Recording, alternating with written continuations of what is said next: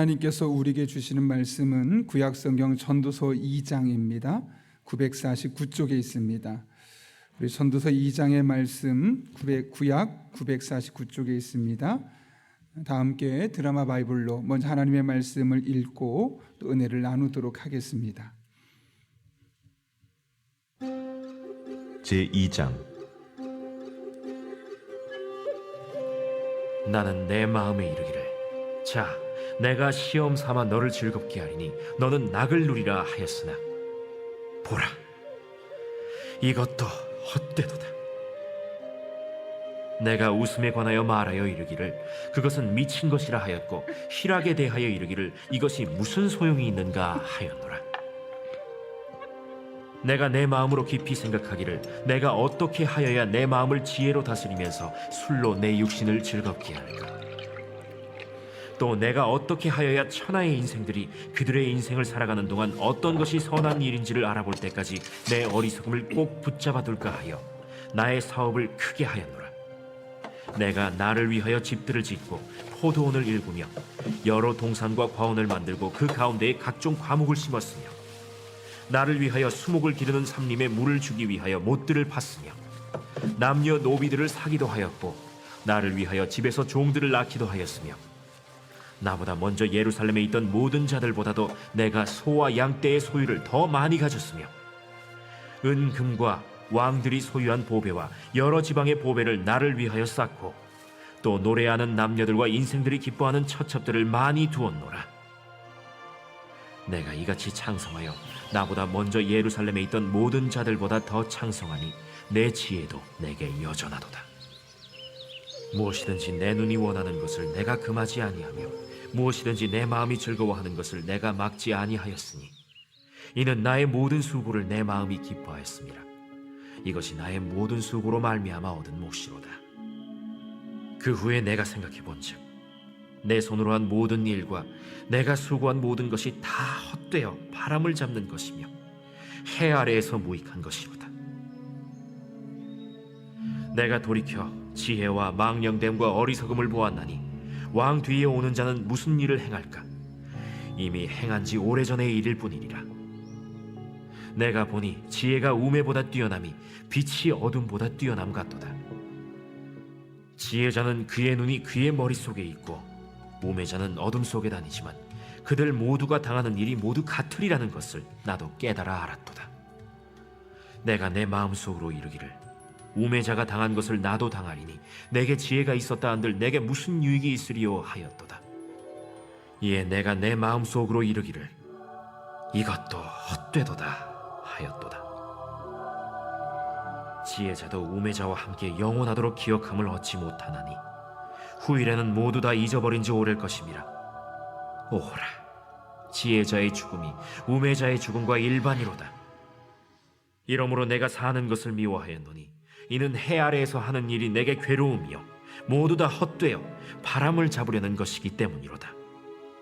내가 해 아래에서 내가 한 모든 수고를 미워하였노니 이는 내 뒤를 이을 이에게 남겨주게 됨이라. 그 사람이 지혜자일지 우매자일지야 누가 알랴마는 내가 해 아래에서 내 지혜를 다하여 수고한 모든 결과를 그가 다 관리하리니 이것도 헛되도다. 이러므로 내가 해 아래에서 한 모든 수고에 대하여 내가 내 마음에 실망하였도다.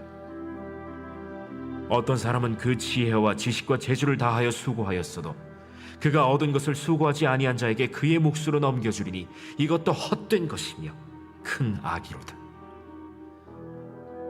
사람이 해 아래에서 행하는 모든 수고와 마음에 애쓰는 것이 무슨 소득이 있으랴? 일평생에 근심하며 수고하는 것이 슬픔뿐이라. 그의 마음이 밤에도 쉬지 못하나니 이것도 헛되도다.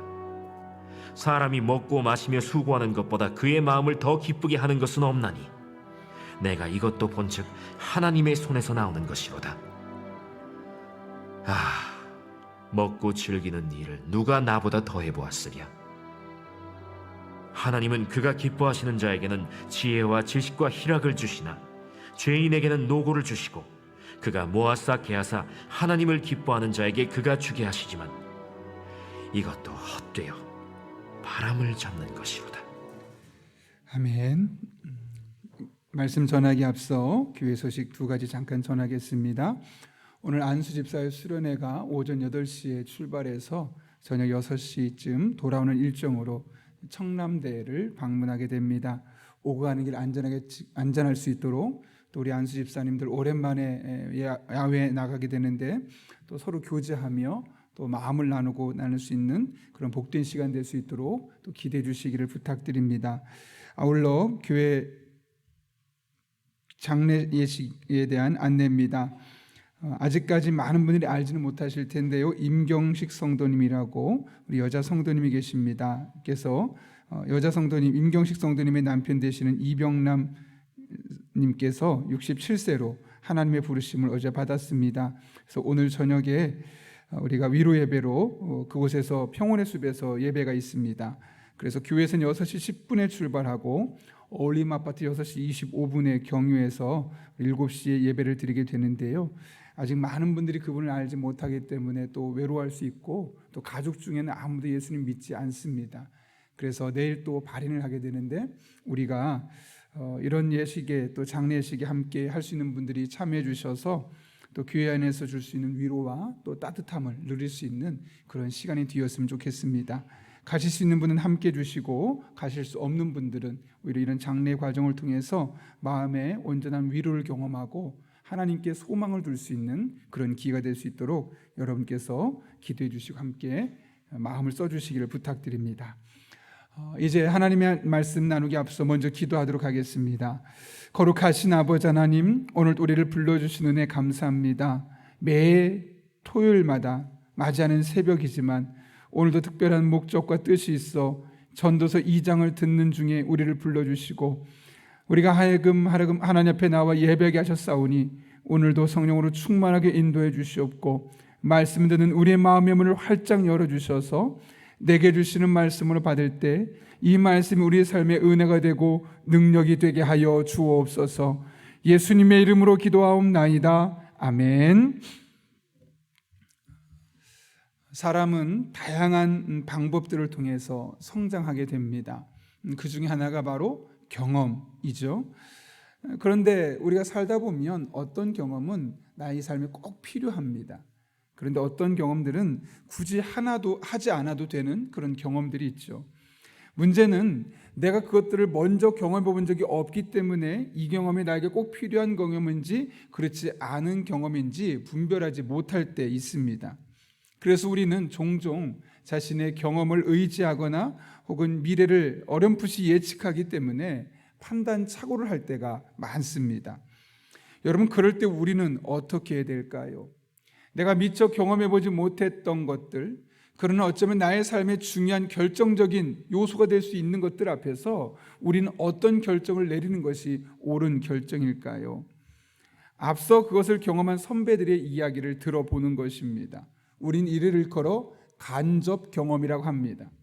내가 직접 경험한 것은 내가 말 그대로 직접 경험이라고 말하지만 내가 경험하진 않았지만 어떤 사람들, 나보다 그 길 앞서 간 사람들 혹은 나보다 조금 더 앞에 가고 있는 사람들 혹은 그를 통해 경험한 것을 나에게 다양한 매체를 통해서 알려주고 있는 사람들, 그런 선배들의 이야기를 내가 경험하는 것을 일컬어 간접 경험이라고 하죠.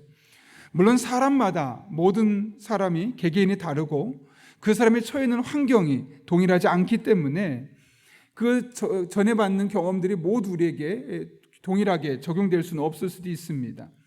그러나 많은 경우 우리가 이 간접 경험들을 나의 삶에 직접적으로 적용하다 보면 시행착오에서 벗어날 수 있음을 보게 됩니다.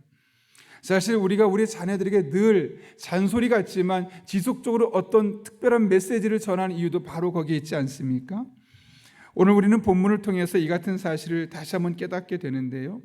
오늘은 지혜왕 솔로몬이 다양한 것들을 자신의 삶에서 직접적으로 간접적으로 경험하고 난 이후에 다른 사람들은 나 같은 시행착오를 겪지 아니하도록 자신의 이 노년의 지혜를 나눈 말씀입니다. 지혜왕이었던 솔로몬은 하나님께서 주신 지혜로 세상을 살아가면서 이 세상의 모든 삶은, 대부분의 사람이 살아가는 인생은 얼마나 허무한지를 스스로도 경험했고 또 그의 지혜로 보았을 때 사람들이 살아가는 모습이 얼마나 허망한지를 알 수 있었습니다.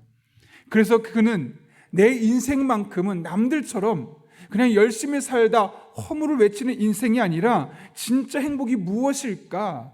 이 진짜 행복을 한번 경험해 보자 라는 마음으로 다양한 것들을 시도해 보았습니다. 오늘 본문의 말씀은 지혜왕 솔로몬이 늘 인생을 열심히 살고 나서 허무하다라고 말하는 사람의 인생을 돌아보며 내 인생만큼은 그러지 말아야지, 내 인생은 의미 있고 가치 있고 행복해야지 라는 목적을 위해서 다양한 것들을 시도하고 난 이후에 내린 솔로몬의 결론입니다. 오늘 본문의 말씀이 어떻게 시작됩니까? 1절과 2절인데요. 같이 한번 읽겠습니다. 시작. 나는 내 마음에 이르기를 자 내가 시험 삼아 너를 즐겁게 하리니 너는 낙을 누리라 하였으나 보라 이것도 헛되도다. 내가 웃음에 관하여 말하여 이르기를 그것은 미친 것이라 하였고 희락에 대하여 이르기를 이것이 무슨 소용이 있는가 하였노라. 아멘. 솔로몬은 쾌락을 누리면 내 삶이 참 기쁘고 행복할 수 있겠다라고 생각했습니다. 그래서 오늘 본문을 보게 되면 내가 시험 삼아 너를 즐겁게 하리니라고 말하는데 여기 너는 누구입니까? 바로 솔로몬을 이야기하고 있는 겁니다. 너는 낙을 누리라 이렇게 해서 얘기했다는 것이죠. 스스로에 대해서 낙을 누리고 2절 보면 웃음을 이야기하고 또 희락을 말하는 그런 삶을 자신이 한번 누려보려고 했던 것입니다. 그러나 그가 생각했던 희락 또는 웃음 이런 쾌락은 거품과 같아서 금방 사라져버리고 오히려 그의 마음속에 더 큰 공허함이 자리 잡게 되었다는 거죠. 특별히 그래서 오늘 본문 2절을 보게 되면 당시 솔로몬은 이런 자기의 마음 이렇게 즐거움을 통해서 낙을 누리고 웃고 기뻐할 수 있는 삶을 누리기 위해서 노력하고 난 자신의 모습을 일컬어 미친 것이라 말하고 아무 소용이 없었다라고 고백하고 있습니다. 물론 그 순간 잠깐 동안은 기뻤겠죠. 즐겁겠죠. 마음에 남들은 경험할 수 없었던 그런 쾌락을 느꼈겠죠. 그러나 그 쾌락이 지나고 난 이후에는 다 쓸모없는 것이었고 내가 정말 미친 짓을 했구나 라는 생각을 할 수밖에 없을 정도로 그 마음에 허탈감이 찾아왔다는 겁니다. 이에 대해 솔로몬은 잠언 14장 13절에서 이렇게 말했죠. 웃을 때에도 마음에 슬픔이 있고 즐거움의 끝에도 근심이 있느니라. 우리 그런 이야기 들어봤죠. 얼굴은 웃는데 마음은 울고 있다.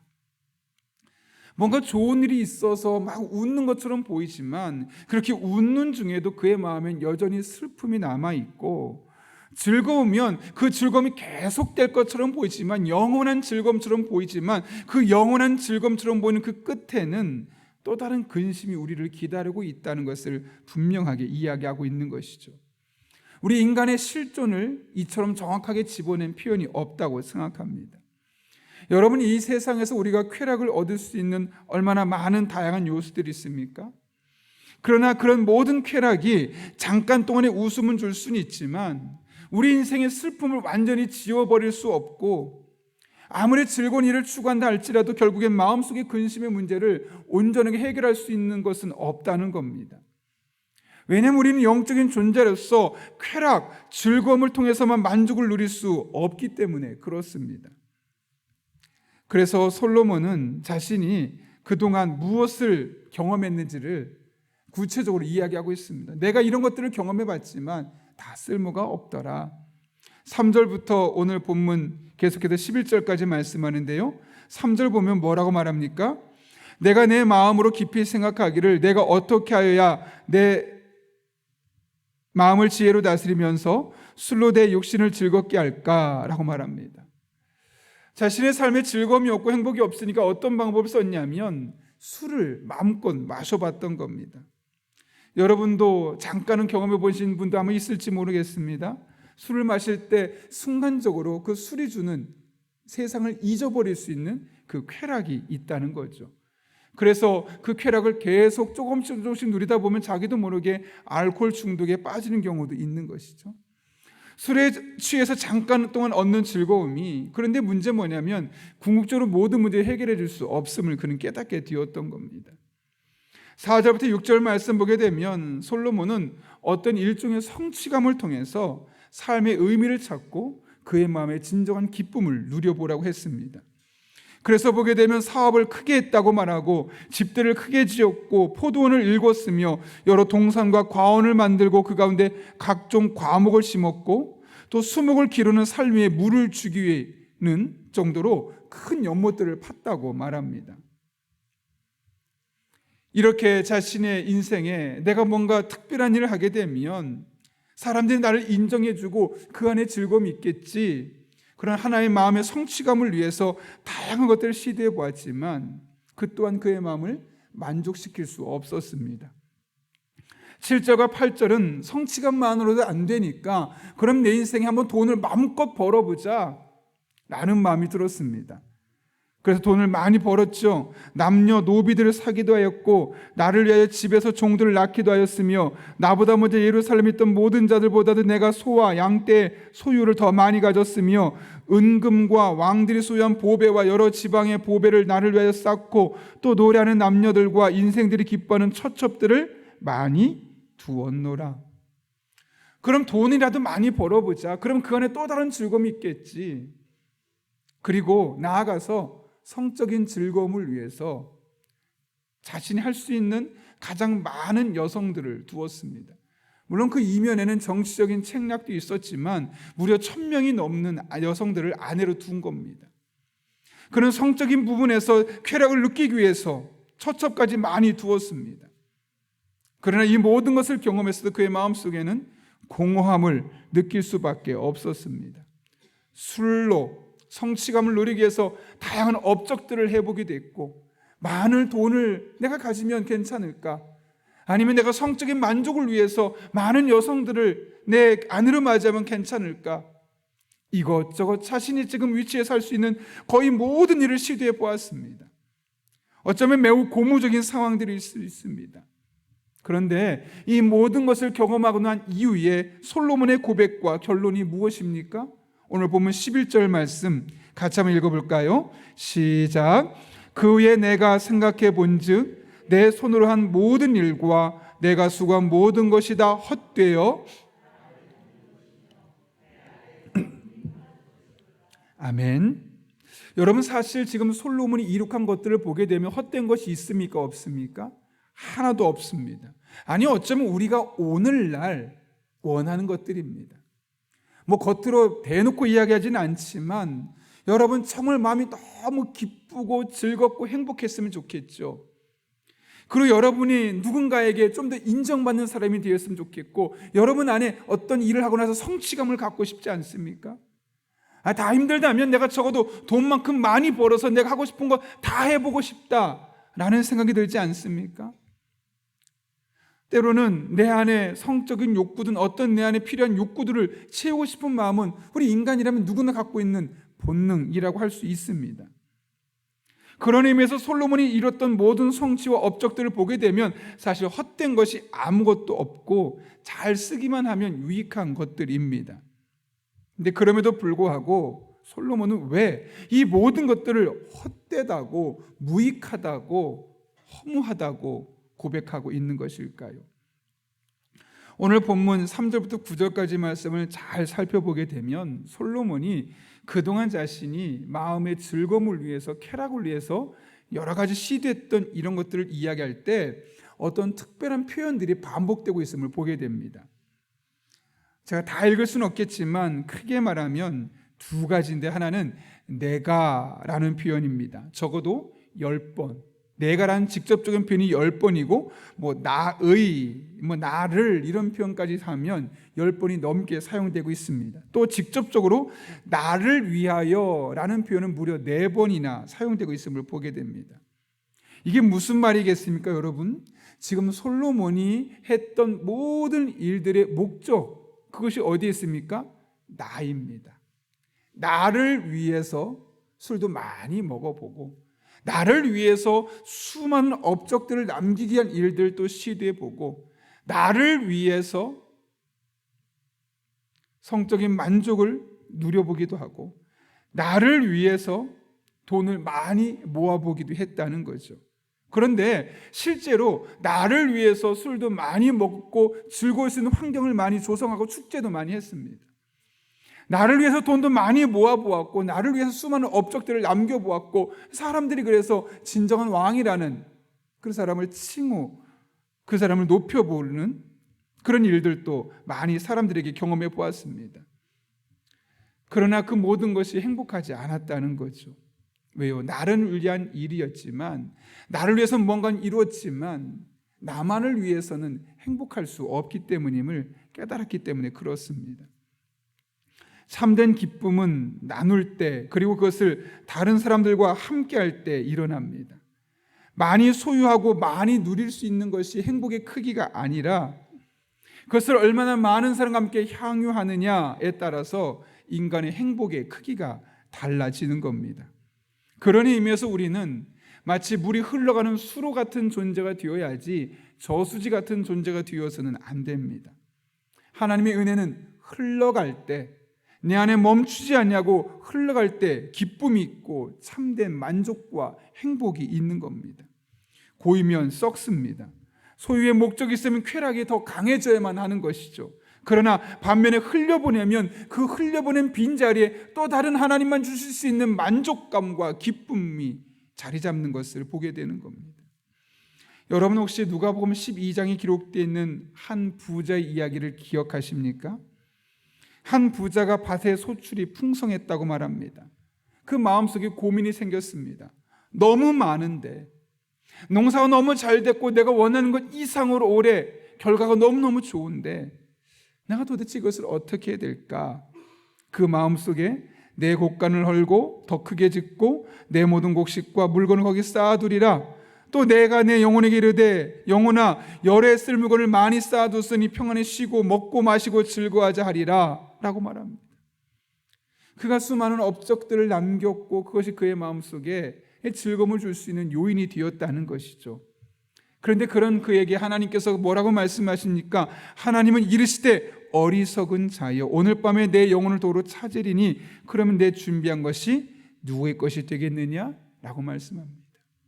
그렇게 모아둔 것, 그렇게 쌓아둔 것, 그거 오늘 죽으면 다 끝나는 것 아니니 그거 너한테 도대체 무슨 의미가 있겠느냐라고 묻고 계시는 겁니다. 그러면서 이렇게 마지막에 예수님께서 결론을 내립니다. 자기를 위하여 재물을 쌓아두고 하나님께 대하여 부여하지 못한 자가 이와 같으니라. 그는 적어도 경제적인 능력으로는 남들을 보다 훨씬 더 많은 만족을 누릴 수 있는 사람이었습니다. 그러나 그 모든 것이 그날 밤 세상을 떠나게 된다면 도대체 무슨 소용이 있느냐는 말씀, 이 하나님의 말씀은 그에게 어리석은 자였음을 분명하게 이야기하고 있는 것이죠. 많은 것을 소유했기 때문에 행복한 사람이요, 많은 것을 소유했기 때문에 지혜로운 사람이라고 말하지 않습니다. 그것을 어떻게 소유하고 어떻게 쓰고 있느냐가 그 사람을 지혜로운 사람인지 어리석은 사람인지 판가름하는 중요한 기준이 되었던 것이죠. 최근에 조지 소로스라는 사람의 이야기를 들어봤습니다. 그는 유명한 펀드 매니저인데요, 이 사람이 굴릴 수 있는 돈이 약 120억 달러라고 합니다. 그는 신앙이 돈독한 사람인데 1년에 5억 달러, 약 7,200억 정도를 벌고 있는데요, 자기 소득의 절반을 오픈 소사이어티 인스티튜트라는 단체를 만들어서 옛 공산주의 사회에 살고 있었던 사람이 독립하고 자립할 수 있는 일에 사용하고 있다고 합니다. 그래서 그는 이 목적을 이루기 위해서 세계적인 갑부이지만 늘 검소한 삶을 추구하고 있다는 것이죠. 여러분 자신이 그 많은 돈 1년에 7,200억을 버는데 그 돈을 쓰고 싶은 데가 얼마나 많겠습니까? 자신을 위해서 쓸 일이 얼마나 많겠습니까? 차 한 대를 사더라도 수십억짜리 살 수 있겠죠. 옷 하나를 입더라도 수억짜리 옷 입을 수 있겠죠. 음식도 수백만 원짜리 한 끼 음식 먹을 수 있겠죠. 왕처럼 살 수 있을 겁니다. 그러나 그럼에도 불구하고 이 모든 것을 포기하고 늘 검소하며 자신의 재산의 절반 이상을 한 기관에 기부하는 이유가 어디에 있습니까? 많이 소유하는 데 행복을 누리는 것이 아님을 알았기 때문에 그렇죠. 하나님께서 내게 주신 것들을 나누며 오히려 그 안에 행복하다는 것을 그가 경험했기 때문 아니겠습니까? 제가 최근에 한 사람의 이야기를 듣고 참 마음에 감동을 받았습니다. 혹시 여러분은 좀 나이가 있으신 분은 다 기억하실 텐데요, 오래전에 공부가 제일 쉬웠어요 라는 이야기 들어보셨습니까? 서울대학에 입학했던 한 고등학생이 입학하고 나서 공부가 제일 쉬웠어요, 책까지 나왔습니다. 서울대 수석으로 들어갔죠. 학원을 별로 또 다니지 않았고 혼자 공부했는데 그런 실력을 거둔 모습이 너무나 신기했죠. 최근에 그가 어느 매체에서 인터뷰하는 걸 보았는데요, 사실 자신은 한 번도 공부가 제일 쉬웠어요 라는 말을 한 적이 없다고 합니다. 그건 중요한 건 아닌데 어쨌든 그 사람이 지금 직업이 무엇이냐면 변호사입니다. 그러면 서울대에 그 정도 실력으로 진학했으면 많은 일을 할 수 있는데 왜 하필 변호사일까? 돈을 많이 벌어서일까요? 변호사라면 어쨌든 이 권력의 정점이 있기 때문에 그 권력을 누리기 위해서였을까요? 아니요. 사실 그의 실력이면 변호사보다는 검사나 판사 쪽에 더 가까울 수 있습니다. 그러나 그럼에도 불구하고 그가 변호사를 하게 되었던 가장 중요한 이유는 내가 누군가에게, 사회적 약자에게 도움이 되고 싶다는 겁니다.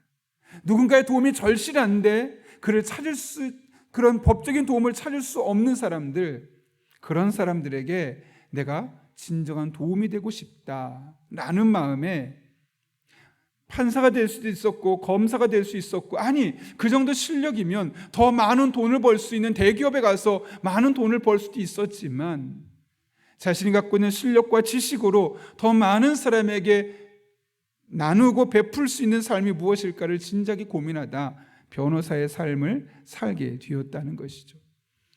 물론 여러분, 오늘 제가 여러분에게 이야기했던 이 사람들의 이야기, 누가복음 12장에 기록되는 사람이나 조지 소로스라는 사람이나 공부가 제일 쉬웠어요 라고 말했던 그 서울대 수석했던 사람의 이야기는 어쩌면 우리의 삶엔 약간 괴리감이 있을지 모르겠습니다. 우린 그만한 돈도 벌 수 없고 우린 그만한 지식도 없기 때문에 마치 남일처럼 생각하는 경향이 우리에게 있을 수도 있습니다.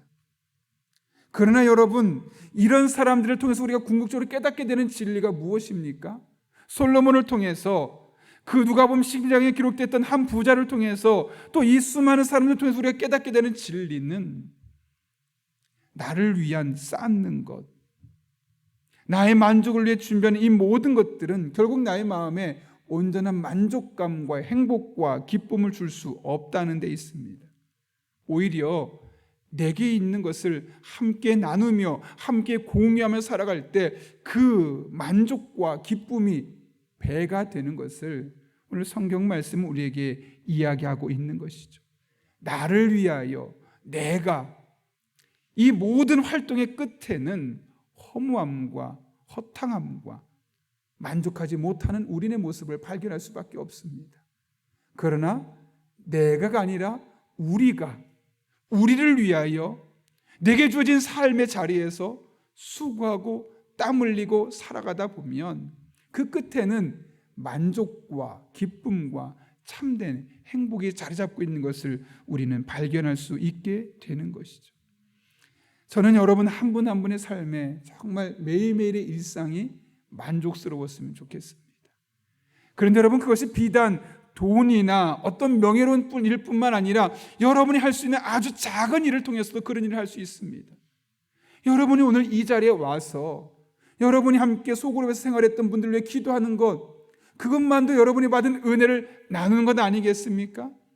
혹은 여러분이 받은 말씀의 감동이나 기도하며 주셨던 그 은혜들을 누군가 함께 나눈다는 것, 그것 또한 어쩌면 여러분이 받은 그 은혜를 흘려보내는 것이고 그 속에서 진정한 만족과 기쁨과 행복을 누릴 수 있는 일들이 생기지 않겠습니까? 너무 큰 일, 위대한 일, 멋진 일, 그런 업적들만을 생각할 것이 아니라 지금 내게 주어진 상황에서 하나님 주신 것으로 어떻게 나누며 살아갈 수 있을지를 늘 진지하게 고민하며 나아갈 때 우리 삶에는 다른 그 무엇으로도 경험할 수 없는 진정한 만족과 행복과 기쁨과 은혜를 경험할 수 있습니다. 우리 모든 용인영락교회 성도들에게 이런 은혜가 날마다 순간마다 경험될 수 있기를 예수님의 이름으로 축원합니다. 우리 함께 기도하겠습니다. 거룩하신 아버지 하나님, 우리가 많은 것을 가졌다고, 많은 것을 누리고 있다고 진정한 행복과 만족이 아니라 오히려 내가 나를 위하여 하는 모든 일의 끝에는 허무함과 허탈함 뿐임을 깨닫게 하시는 은혜 진심으로 감사를 드립니다. 온전한 마음으로 하나님 앞에 나아갑니다. 믿음으로 나아갑니다. 우리들을 붙잡아 주셔서 하나님 안에서 주신 그 은혜를 함께 나누고 소통하며 믿음의 길을 온전히 걸어갈 수 있는 하나님의 사람들 되게 하여 주옵소서. 그래 날마다 만족하게 하시고 날마다 기쁨 있게 하시고 행복을 노래하는 우리 용인영락교회 모든 성도들 되게 하여 주옵소서. 예수님의 이름으로 기도하옵나이다. 아멘. 우리 찬양하기 전에 교회 소식 하나 제가 아까 잠깐 못 드렸는데요. 오늘 이교숙 집사님의 아들 심대은 결혼식이 오전 11시에 서울 논현동에서 있습니다. 어울림 아파트 오전 9시에 출발해서 교회는 9시 15분에 경유합니다. 함께 가실 수 있는 분들은 함께 해주시고 또 어려운 분들은 축복하며 또 기대해 주시기를 부탁드립니다. 우리 나의 안에 거하라 함께 찬양